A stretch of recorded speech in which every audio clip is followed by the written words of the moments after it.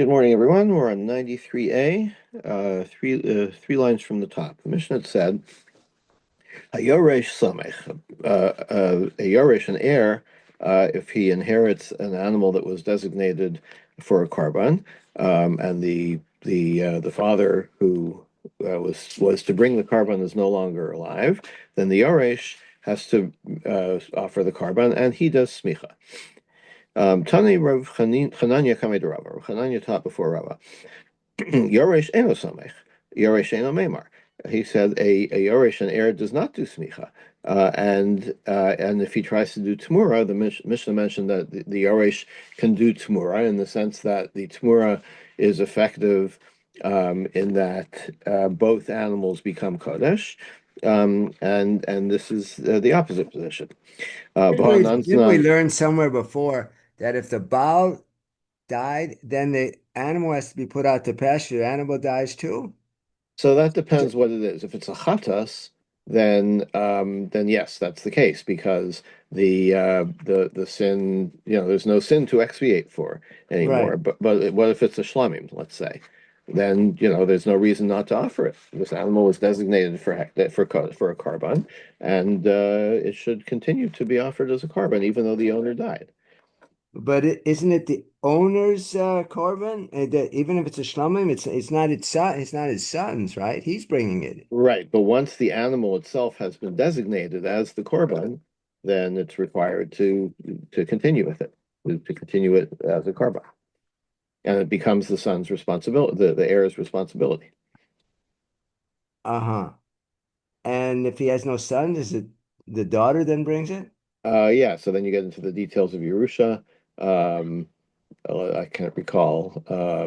Yeah, the daughter, and then brothers. No, and I'm not going through the whole Yeah, Zach, but there is some debate about whether the woman. I think right. we So we're hold going to that a get to woman that. can bring a korban, but Right. So well, a woman can definitely bring a carbon, but can she do smicha? So we'll get to that. We'll deal with that today. okay. Um, okay. So the Gemara says, "Va'nantna hayorish samicha." Maybe it's the chassav memar. What about our mission that says that the yorish does smicha and can affect tamura? Amalei ipchai. So he said, so should I reread the brisa or rewrite the brisa? Like, do I have to change it? Amalei, he said, no, must nisin mani Rabbi Yehuda. The Mishnah is in accordance with the view of Rabbi Yehuda. The Tanya yorish samich yorish memar. Rabbi Yehuda omer yorish eno samich yorish eno memar. Um, so there is a one view, and we'll get to the other view in a minute. Um, in other words, but what we're saying is, yeah, the Brisa and the Mishnah are indeed contradictory. They represent two different views. My Talmud Rabbi Yehuda. Why does Rabbi Yehuda say there's no smicha for Yaresh? Karbano v'lo karban aviv, because the Torah says he should do smicha to his karban, excluding something. So Rabbi Yehuda is excluding if the carbon was his father's carbon, then he doesn't do smicha. Oh, so Uh, that would hold that. So that's a distinction with the Yoresh. It's his, but it's not his in a yes, sense. exactly. V'yalef tchilas hakdesh misof hakdesh, and then Rabbi Yehuda extends that to from the beginning of the procedure to the end of the procedure. Masof hakdesh yoresh eno samech, just as the at the end of the whole process of bringing a carbon, which is the smicha, when you start actually doing the carbon, the yoresh doesn't do his part of smicha. Aftchilas hakdesh yoresh eno memar. So the beginning of all along the way of the journey, if you will, of this carbon. Um, in other words, what could happen to a carbon before it gets to the mikdash? Someone could try to affect tumura on it. So just as the Yoresh doesn't qualify for smicha, he also doesn't qualify for tumura. Rabbanan and the other view, the rabbis, Hamer Yamir l'Rabbos Yoresh. No, the Torah says an extra word, Hamer Yamir, Im Hamer Yamir. If he shall do Tamura and uses an extra word, Hamer Yamir. So that includes the Yorish, that he's also involved in Tamura, qualifies for Tamura. V'yalif sof hakdesh mikilas hakdesh. And then we'll extend that the opposite direction, just as along the road, the Yorish can participate in the sense of doing Tamura. So too, at the end of the road, when it comes to the actual offering of the Karban, and the last thing that the offerer does is smicha, the Yorish also participates in that. So when we say tamura here, are we saying that the yours exchanges for another animal? Right. So Why would he again, want to it's do that not. if he already has the korban that's designated? Yeah, so that this is the general case is that if you have a carbon that's designated as a carbon and you say I'm exchanging this animal for another animal, then that is called tamura. Now Right. it doesn't work as an exchange, right? I try to always point this out. The fact that you can do tamura doesn't mean that the exchange is effective and that animal B replaces animal A. Animal A. No, what happens is both of them become kodesh. Right. Okay, but that is the process of tamura. So it's almost a misnomer. It's like you try to do Tamura and you end up, with two animals that are hekdesh. But in this case, why would he want to? He's inherited this. He didn't even pay for it. He's got it inherited, right? Yeah, Why would he want to so do? Why would he want another animal? Why would he want to even think he would exchange it? Does he not like the color on this animal? It's brown instead of black, or I mean, yeah, so it's unclear. I mean, the way I think about it is you're trying to, this animal for some reason is it's some advantage to you to offer B instead of A, right? Maybe, like you say, maybe you prefer brown to black. It could be something as simple as that. Okay, but why would you do it when you know that it's not effective? I mean, it's a penalty, right? It's like the Torah is saying, like, don't even try because you're going to end up shooting yourself in the foot. yeah, exactly. I don't know what he hopes to gain by this. Yes, exactly. I mean, you know what he hopes to gain, but the Torah forecloses that gain. Yeah, forestalls that gain. Okay, for Rabbanan. So now, so each of the Rabbi Yehuda and the Rabbi and the Rabbanan both have a peg to hang their hat on. Rabbi Yehuda has the exclusion of Karbono, and the Rabbanan have the inclusion of Hameri Amir. So now we're going to ask, well, why do they disagree? Rabbanan, High Karbono, my Avdilai. So what do the rabbis do with this Karbono exclusion? Karbono v'lo Karbono v'kochavim. It tells you that you do smicha on your carbon, but not on Oved Kochavim's carbon. Karbano v'lo carbon chavera. And you do smicha on your carbon, but not somebody else's carbon. Like you can't replace somebody else doing the smicha. Karbano l'rabos kol bali carbon l'smicha. And um, Karbano indicates that your carbon means even if you're only a part owner, you're still an owner and you can do smicha. So if you have a shared carbon that's shared among partners, any of them can do the smicha. Rabbi Yehuda, l'ravos kol bali carbon l'smicha leisle. Um, uh, and what you can say about Rabbi Yehuda. So how does he know that any owner can do smicha? Maybe he doesn't even hold that, right? Maybe he says all of them have to do smicha v'iname, or you could say islay. He does say that any of them can do smicha, and ovid kochavim v'chaveiro mechad kranafka. You can get that from one pasuk. Iyatrule trei cry. So it says carbano three times. So you can put them all on one pasuk, and so you have two more carbonos. Chad carbano below carbonavic. So one would be that to exclude the Irish. V'idach l'ravos kol bali carbon l'smicha. The other one can tell you that any of the owners can do smicha. Now, Rabbi Huda, hi, Hameri Amir Mayavi. Let now ask the other way. Rabbi Huda, you say carbano means your carbon, but not as a Yoresh, not your father's carbon. So what do you do with the Hameri Amir that the rabbis used to include the Yoresh? Mibaile l'ravos isha. He uses that to include women in smicha. The Tanya, we have a brisa. Lefi shekala inyan kulo enu medaber b'lashon zachar. The whole thing of smicha. The whole parsha is written in using male conjugation or whatever the word is. So masofein l'ravos isha. So how do you know that women are included? It's always maybe it's only talking about men when it says to do smicha. Tamalomar, Hamer Yamer. That's why the Torah says it includes more than just men. It also includes women. Rabbanan, and how do the rabbis know that you can include women? Darshemi V'im. There's in other words V'im, and if so the extra vav includes women. Rabbi Yehuda V'im L'Darish, and Rabbi Yehuda thinks that vav is not significant enough for a drasha. Okay, so by the way, we've we've already noted that everybody agrees so far that women can do smicha. Okay, So, but the next but Mishnah will address it further. according to one opinion, I don't think Rabbi Yehuda. I think the way I understood the other, who's the other one? Rabbi the Rabbanan, Rabbanu. yeah. That everyone could or should participate in the smicha. If it's partners, you mean? Right. So yeah, there's a debate whether one is sufficient or if all of them have to. So if all of them have to, and in this case, this is a korban of a yoresh, and if the No, but father the did Yorish is not not partners. participate, then No, but the is it Yorish is still a not. good It doesn't korban? belong to What? partners. No, the animal of the Yorish has only one owner, and that is the Yorish.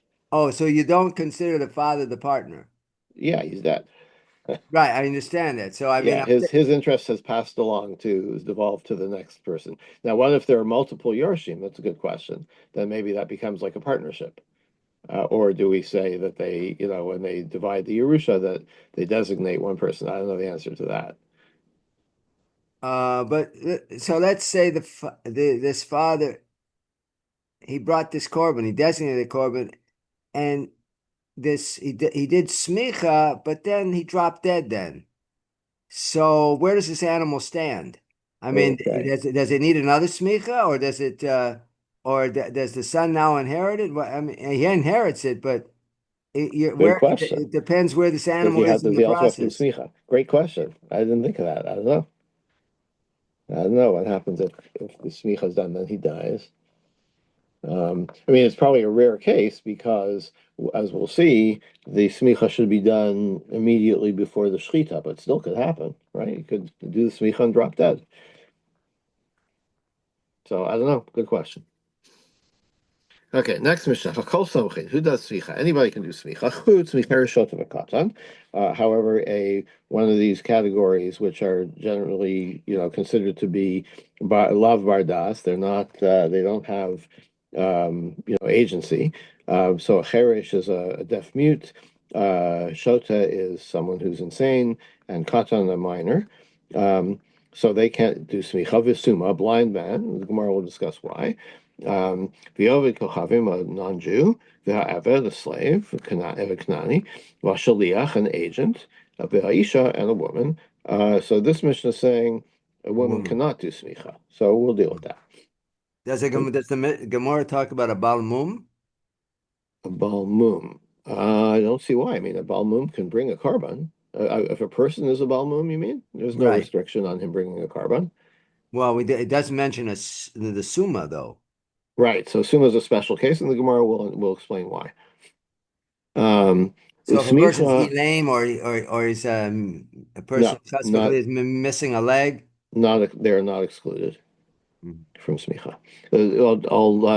As a spoiler, the reason the summa is excluded is it's connected to the Leah. Gemara will connect it to Zakanim, to the Sanhedrin, just Oh. like the Sanhedrin, you can't be blind, so too smicha, you can't be blind. The Gemara will make that connection.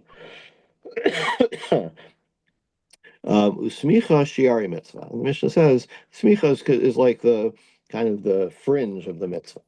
In other words, it's not the ikar. It's not the main thing. In other words, it's not. I think this is understood to that it's not ma'akev, right? That if you should do smicha, if you didn't do smicha, the carbon is still valid. Uh, Al harosh b'shtei yadayim. How do you do smicha? On the head of the animal with two hands. Uvimkom shesomchim shochtin. And in the place that you do the shchita, that's where you do the smicha. That's where you do the shchita. V'techef l'smicha shchita, and it should be done right away. Right after the smicha is when you do the shchita.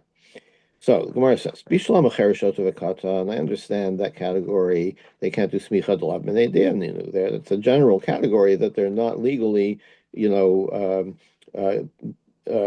obligated in mitzvahs. Ovid Kochavim Name, I also understand the non-Jew, because Bnei Yisrael Samchin, because when Torah says, when it talks about Smicha, it says Bnei Yisrael, so Vein Ovdei Kochavim Samchin, so that excludes non-Jews.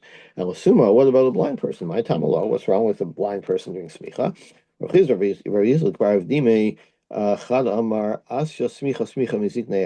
is what I mentioned before, that there's a connection to the Sanhedrin. Um, and just as a member of the Sanhedrin can't be blind, um, So too, the smicha can't be done by someone who's blind. The chalam, the other one says, asya smicha me olas riyah, that there's a Asariya. connection. There's a If you're connection bringing the to Korban Pesach or on the Chag, you have to bring right, you say you're a Yireh. right, and so the Gemara derives that a blind person is not included in riyah, so by extension, not included in smicha. So Lamandi Amar Sariya, my town Yalf means Zikna. So why would you choose one over the other? Why would you choose Sariya as the connection and not the Zikna Ha'eda? Done in Yachid Miyachid. Because, if you have a choice to derive something about an individual from another case of an individual, like the Sariya, use that, and not from a group or a category, which is the Sanhedrin. Vein Done Yachid Mitziv. What about the other way around? If you want to say that that you derive it from these Sanhedrin, so why choose the Sanhedrin? Why not choose Olasriya as the way to derive the law of smicha? Because guess what? The Sanhedrin, how do you become a member of the Sanhedrin? Through smicha. So that's already involved in the idea of smicha. So that's where you're going to derive your smicha of a korban from.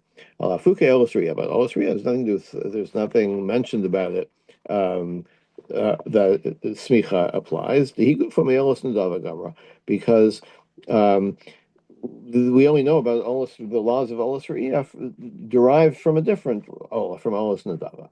The Tani Tama Kami de Rav Yitzchak or Rabba. What do we mean by this? Because we taught before Rav Yitzchak. Vayakrevas halav vayaseh kamishpat. Again, back to the Miluim. Um, so Aaron brought the Ola and did it properly. Kamishpat Olas Nadava. What does it mean he did it like the law? Right? Like the law of Olas Nadava, of a voluntary Ola. That teaches you that you need smicha. Otherwise, I wouldn't know that Olas Ria needs smicha. But because the Olas Nadava, the Torah says specifically, you have to do smicha, and so we extend that um, to Olas Re'iyah. So we don't want to extend it even further um, to the idea of smicha. So you don't want to? Did you say you don't want to? Or you do Right. want? So like why would you the question is why choose to derive the halacha of smicha for a blind person that a blind person can't do it from the zakanim rather than from olasriya? And the answer is you don't even know directly that olasriya needs smicha in the first place. You only know that by deriving it from olas nadava, right? So don't extend the rule of smicha that a blind person can't do it from Olas Ru'ya if you have the option of instead Hmm. deriving it from the Sanhedrin. Uh-huh. Okay. So next thing the Mishnah was Eved v'Shliach v'Isha. The Mishnah said these cannot do smicha. Tana Rabbanan, the rabbis taught. Yado. The smicha is done with your hand. V'lo yad avdo, not your slave's hand. Yado v'lo yad shlucho, not an agent's hand. Yado v'lo yad isho, not your wife's hand. Kol hani lamali. Why do you have all these multiple yados, right? Why don't you get it all from one? It's like your hand and not your wife's and not your slaves and not your agent. The Gemara says you need each one separately. Because if the Torah had only written once yado, havamina limute eved, I would think, what are we excluding here? Oh, I know, we're excluding eved, the slave, to lav bar mitzvos, because he's not subject to the whole Taryag mitzvos, right? He's an eved kanani. Aval shaliach, but a Jewish person who you want to be your agent, bar mitzvah, who he's included in all the mitzvos. And we generally consider a shaliach to be acting like Right, he's right. like the person himself. I would say, okay, so we're excluding something from Yado. I'm excluding Yavad. Maybe I wouldn't exclude shaliach. V'yashmin and honey tarte. So now we have two. But what if it only said yellow two times? How? I mean, delav kagufe damya.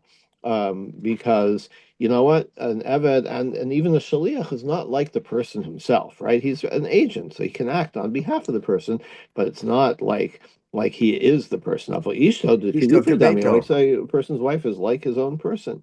Ematismach. So maybe the woman can do smicha. So that's why the Torah says again, yado, to say no. Even your wife is excluded. Okay.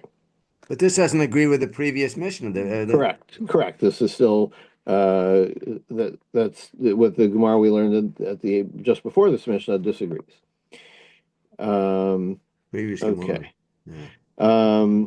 Next thing, smicha shiari mitzvah. The Mishnah mentioned that smicha is like a fringe of the mitzvah. So do we Tanarabana. come to a I'm sorry, do we come to a conclusion regarding the Isha and the Smicha? Yeah, good question. I did not look into that, but let's see if Because there is a disagreement between the this Gemara and the previous one. mhm. Um, I thought we said that a woman can do it. I thought we learned that elsewhere. yeah, I think so too. Um, look it up in the Rambam. Um,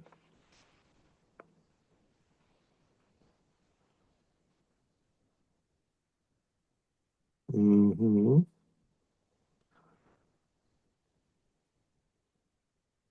This is Isha. This tomorrow. Um, yeah, I don't know. I have to look it up in the halacha. So you can I give you homework. Um, okay. I'm So sure there might be strong opinions on that today. you think possible? Yeah. Um, okay. So shari mitzvah. So now the Mishnah said that the smicha is like a fringe of the mitzvah. V'samach v'nirtzai. So the Torah says v'samach yado or shall do smicha and v'nirtzai, and then you'll get kapara. V'chi smicha mechaperes. So is it smicha that gives you the kapara? V'lo ein kapara b'dam. No, we know that the blood is what actually affects the kapara. When you do the zrikas adam, shenamar ki adamu b'nafesh yichaper. Yeah, the Torah says explicitly. It's the blood that gives you kapara. El lomer. So why is it telling you v'nirtza? Sheima saw smicha shiari mitzvah, that if you kind of treated the smicha as just a fringe of the mitzvah and you didn't do it, malo kasav kilu lo kiper. It's like, you know what, that wasn't such a great job. So it's not that you actually lose the kapara, but the Torah looks down on you as if you scorned the kapara. But it does actually do the kapara. V'tanya gabi tenufa ki gavna. We have a similar thing regarding tenufa, the waving of the carbon. Like tenufa lechaper, the Torah juxtaposes those two words that you do a tenufa and you get kapara. Tenufa lechaper, swallowing kapara l'badam. So the same question: isn't it the blood that gives kapara? Shenemar ki adam hu benafesh shechaper. Lomer lacha, it tells you sheima sal tenufa sheri mitzvah, that if you treat the tenufa as unimportant, in other words, you don't do it. Mal el akasuv kilu lo keeper, the Torah treats you as if you didn't get kapara, but really you do get kapara. Okay. Now we said the Mishnah said al harosh, that where on the animal do you do smicha? On the head. Tanarabana yado al harosh. You put your hand on the head. V'lo yado al tzavar, not on the throat. Yado al harosh v'lo yado al gabayim, and not on the back. Yado al harosh v'lo yado al chazah. Put your hand on the head and not on the breast. Call honey lamali. Why are we, excluding all these specific areas? Just tell me, do it on the head. Tzricha, you need it. All three. Because Rahman Achad, if the Torah said Yado only one, Lamute Savar would think, oh, it's excluding the throat. To Lokai Bade Rosha, because the throat is not really adjacent to the head. It's like underneath the head. Aval Gabo, but the back, the Kaila Hade Rosha, it's directly, connected to, adjacent to the head. So maybe that would be okay. So that's why you'd have a second exclusion of Yado to tell you no, even the back is of it. Um, the tzricha, so you need it. Yishma yashmin and honey tray. What if it only said it twice?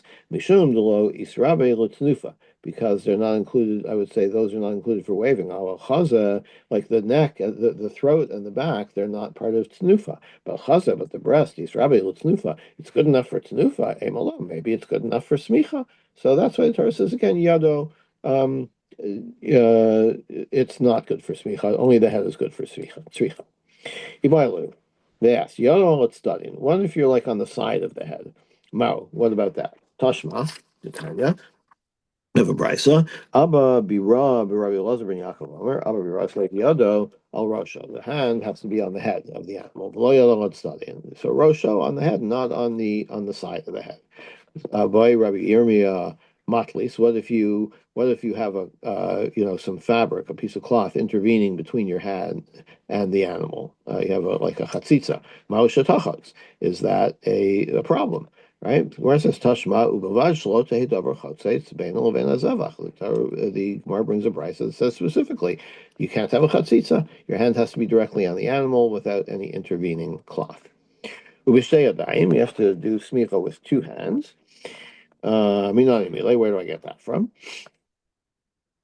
Um, Amar Shlakish, the Amar Kra, V'samach Aaron Shtei Yadav. Torah says about Aaron that he puts both his hands using for smicha, and ksiv yado. So it's a kriyan ksiv. We read it shtei yadav, but it's written yado, right?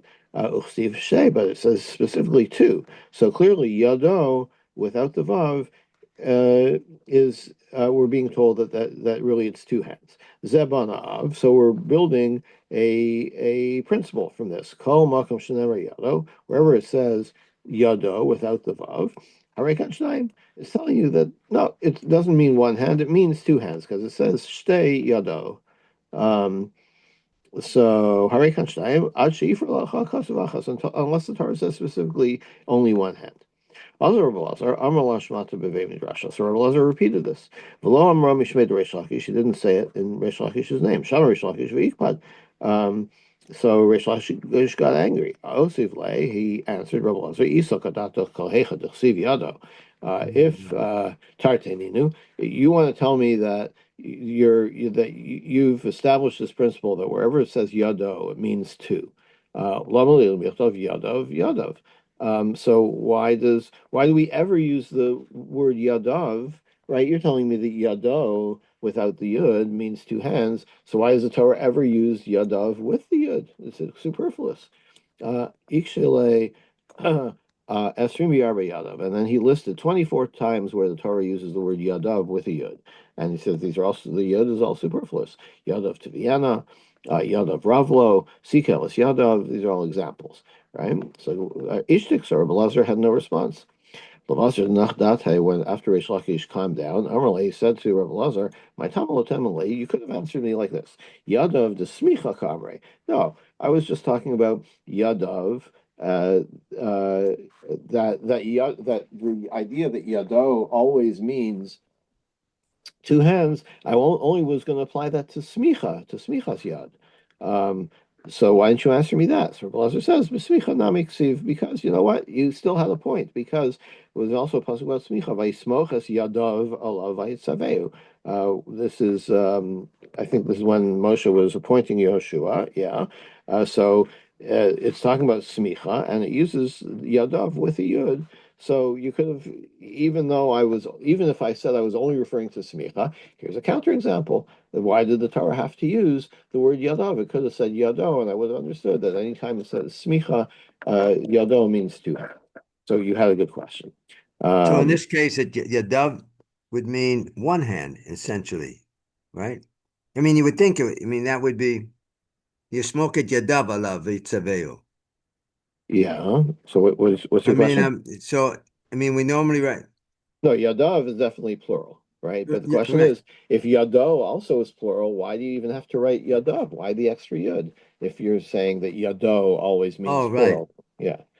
Uh, So, so it brings me back to an earlier question I had. I asked, is a Baal Mum excluded? So if a person is missing a hand, a yad, would he be excluded from doing smicha then? If you need to use two hands. yeah, I would maybe, yeah.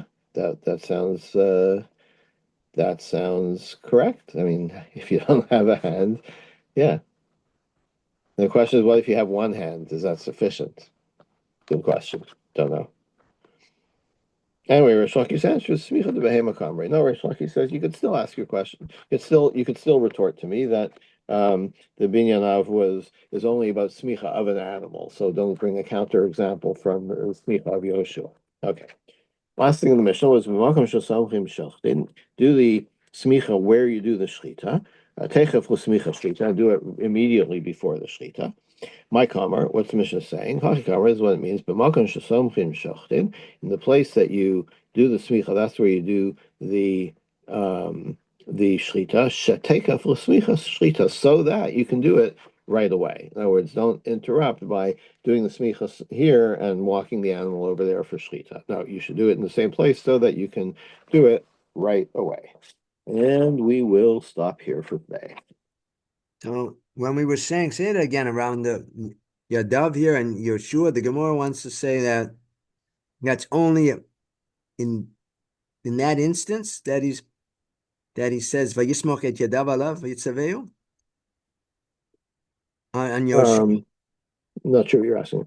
Well, I'm not sure what the distinction is because didn't we want to say that he should always say Yadav instead of Oh Yado yeah, so Rebbe Lazar proposed that, but he didn't. But he backed down because Rish Lakish challenged him, and Rebbe Lazar had nothing to answer. And Rish Lakish said, "Well, you could answer this," and Rebbe Lazar says, "No, that wouldn't have been a good answer." So Rebbe Lazar backs down, and so we do not have this minyan. So where it says shtei yadav, that means to shtei yado, that means two hands. But if it just says yado, we'll still stick with one hand, and yadav with the yud would be two hands. That's where we end up, and that's which the case is, with how you Yeshua. would basically, that's the typical understanding. So in the case with Yeshua, it's very clear that it's two hands. Yes, because, yeah, there he uses the plural form. So it is very clear, yes. So is that the only case in Chumash where we see Yadav, the use of Yadav, and we know that or isn't it? I don't think that's the only case, is it? The only case of what? Of Using the the word. word Yadav. No, no, we have many. He That's what brought I thought. 24 cases, No, right? right. 20. That's right. Yeah. So, so what's the point of bringing this example of Yoshua then? If we could use the other 24. I mean, what? Yeah, because he's saying, okay, uh, the other 24, the other 23, they don't count because they're not talking about smicha specifically. Maybe when the Torah says shtei yado, Uh-huh. it's talking about smicha, so that establishes the rule that smicha specifically can be done is always done with two hands, even if it uses the singular. But even that didn't stand up because Rish Lakish says, okay, maybe you could say the principle is smicha of an animal, right? So then there's no binyan av. There's like he said you could have asked that, but he didn't. In the end, Rebbe Lazar was back down, okay, from what he had initially proposed, And and this with he smicha without an animal. It's a smicha on Yeshua. yeah. It's What still about it? it's still it is a smicha. Yeah, okay. So like the question is if the Torah establishes a principle, what do you apply it to? Like, does this principle have to do with smicha in general, including humans, or does it have to do with only smicha of an animal? But it's all moot because Rebbe Lazar withdrew his idea that there's a that that yado always means stein. He backed down from that. So what we end up is when the Torah says shtei, it obviously means two. When the Torah says yadav with the yud in it, that's plural. That also always means two. When the Torah says yado and it doesn't say shtei, it means one hand.